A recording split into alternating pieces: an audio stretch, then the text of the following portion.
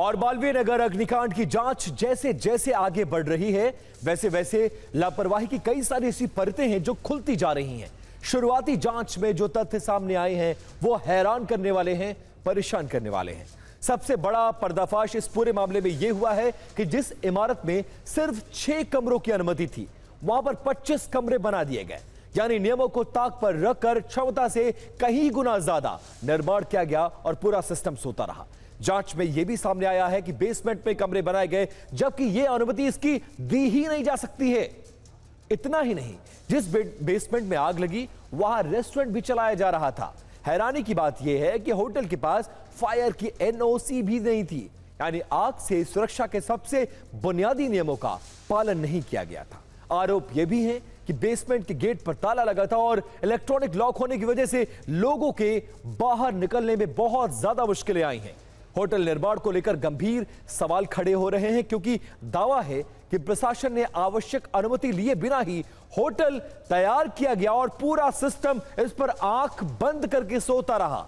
जांच एजेंसियों के मुताबिक इमारत के भीतर पर्याप्त फायर सेफ्टी उपकरण भी मौजूद नहीं थे, यानी अगर आग लग जाए तो उससे निपटने की तैयारी लगभग खत्म थी, नदारद थी।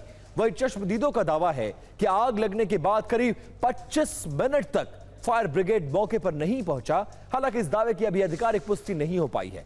अब सवाल यह है कि आखिर इतनी सारी अनियमितताओं के बावजूद यह होटल कैसे चल रहा था और इसकी अनदेखी की जिम्मेदारी किसकी है, और इस भीषण त्रासदी का जिम्मेदार कौन है, यह सबसे बड़ा सवाल है।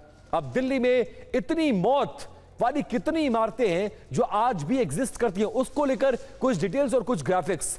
अग्निकांड में 50 मीटर दूर जहां हादसा, वैसा ही और भी ज्यादा होटल हैं। अब इन तमाम होटल्स की जो चौड़ाई है वो 15 से 18 फीट एक चौड़ा होटल है। सोचिए, 15 से 18 फीट वाली इमारत को होटल बना दिया गया। गहराई 50 से लगभग 60 फीट इसकी गहराई है। बेसमेंट में 6 कमरे बनाए हैं, तब जबकि बेसमेंट में कमरा हो ही नहीं सकता, सिंगल एंट्री और सिंगल एग्जिट है। और यह पूरा होटल जो 15 बाई 18 चौड़ा है और 50 बाई 60 जिसकी गहरान है, उसको 5 मंजिला बनाया गया। हर फ्लोर पर 6 कमरे इसमें बनाए गए। और फर्ज करिए यह भी होटल उसी होटल के बहुत बगल में है, और अगर ऐसा हुआ कि इस तरह की घटना हुई तो क्या होगा। मैं खुद मौके पर पहुंचा और मैंने कुछ रिपोर्ट्स भी वहां से तैयार की हैं। ये आपके साथ इलाज कराने आए हैं? अब देखिए सर, लेटिए आप प्लीज, मैं आपको परेशान नहीं करूंगा। देखिए इनकी सर्जरी हुई है और एक कमरे में क्या क्या होता है जरा देख लीजिए। और फर्ज करिए इस गैलरी में आग लग जाए, इस कमरे में 3 लोग हैं, जरा तीनों की फोटो दिखाओ। ये लोग क्या करेंगे? आप अंदाजा लगाइए कि जो लोग इस होटल में रुके होंगे उनका मरना तय है, इसको कोई नहीं बचा सकता है। ये मरीज है, ये तो बेचारे भाग भी नहीं सकते। ये तीमारदार हैं, ये तीमारदार है। और कमरा जरा देखिए, यहां पर एक बंदा यहां सो जाता है क्योंकि बगल में इलाज कराना है। सामने किचन का सेटअप है, जरा वो देखिए मैडम, थोड़ा सा हट जाइए, मैं आपको दिखा दूं। ये देखिए सामने यहाँ किचन का सेटअप बना दिया गया है छोटा सा, यहाँ इंडक्शन रख दिया गया है, यहाँ एक फ्रिज है, यहाँ एक छोटा सा, ये देखिए इसी में एक छोटा सा वॉशरूम है। ये 18 बाई 10 का कमरा है और 15 से 18 बाई 10 का कमरा है, और इसमें 3 लोग। और इस तरह से ये लोग खा रहे हैं, यही बना रहे हैं, यहाँ टीवी देख रहे हैं, यहाँ बीमार लोग हैं और यहाँ तीमारदार हैं। बगल में ऐसे ही हादसा हुआ है। डर लग रहा है अब रुकने में? हम तो आज जा रहे हैं। छोड़ रहे हैं? हाँ जी।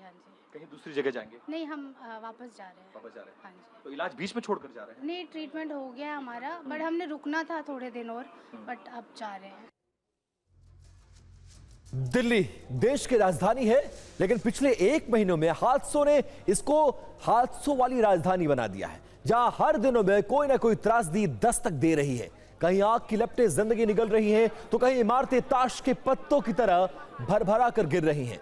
4 मई को विवेक विहार में रिहायशी इमारत आग की भेंट चढ़ गई। 16 मई को शाहदरा में 4 मंजिला इमारत धधक उठी और 28 मई को नरेला की जूता फैक्ट्री में आग ने अफरा तफरी मचा दी। 31 मई को मेहरौली में इमारत ढह गई और अब 3 जून को आज यानी मालवीय नगर के होटल और रेस्तरां अग्निकांड ने कई परिवारों को जिंदगी भर का जख्म दे दिया है। ये लोग जान बचाने के लिए अस्पतालों में इलाज करवाने आए थे, लेकिन बदले में मौत मिली है। सवाल यह है कि आखिरकार दिल्ली में हादसों का यह सिलसिला कब थमेगा? क्या सुरक्षा इंतजाम सिर्फ कागजों तक सीमित है?